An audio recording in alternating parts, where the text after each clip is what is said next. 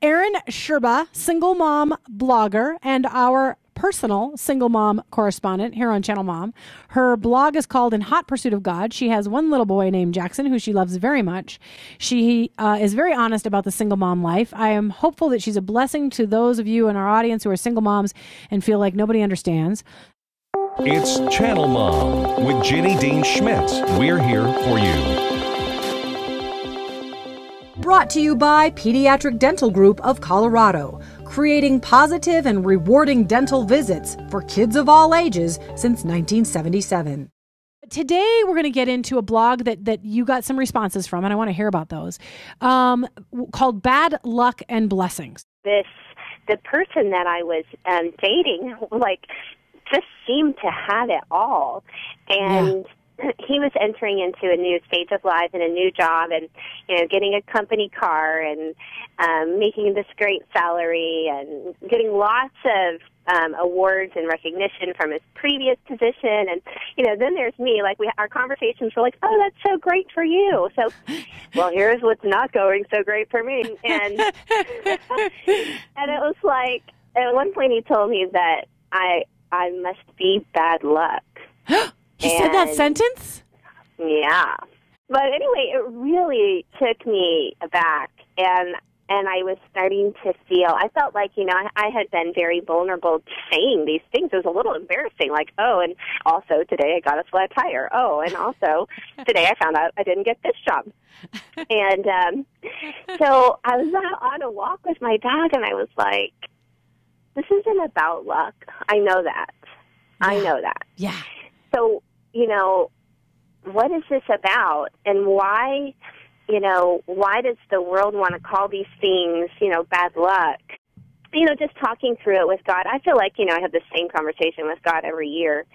And, I hear you. Yeah, I just was like, these things are difficult, but I know that the truth is that when my life seems crazy and weird, and there's so many unknowns, that it's my faith in God, because He's the one who says, I know everything, and I love you, that, I can only cling to Him, and I have to trust Him, and I have to trust that what looks like a bunch of bad luck to everybody else is really Him working in my life in some, way that doesn't make sense to me now, but, at some point it probably will. Well, and let me just say this. To the unbeliever, that may sound weird. So hold on. When bad things happen to you, you say, isn't that great? God's working in my life. And they must say, are you nuts? That's not the God I want. But you and I both know it's deeper and richer than that. Yeah, that really just not getting a job, you weren't starving.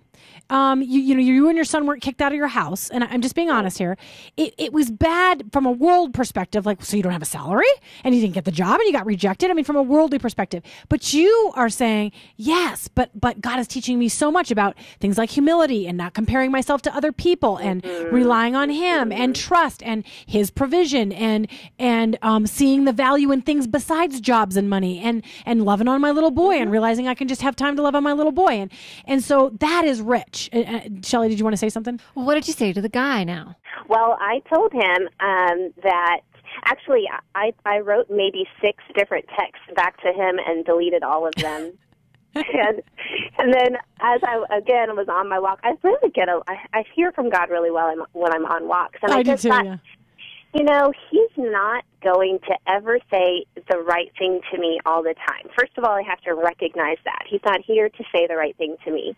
And second of all, I want to express how I'm actually feeling. And so I told him that it hurt to hear that, because in telling him these hard things, these things that one after another that seemed to be going wrong, that I was being vulnerable there. That was putting me in a vulnerable position with him, because he could say, ooh, you have way too much going wrong in your life. I don't want to be with you. Unfortunately, I don't think he really understood what I was saying when I was talking about being vulnerable, because his response was that, oh, no need to get your feathers ruffled. You do seem to have more bad luck stuff going on in your life than other people that I know. Oh, my goodness.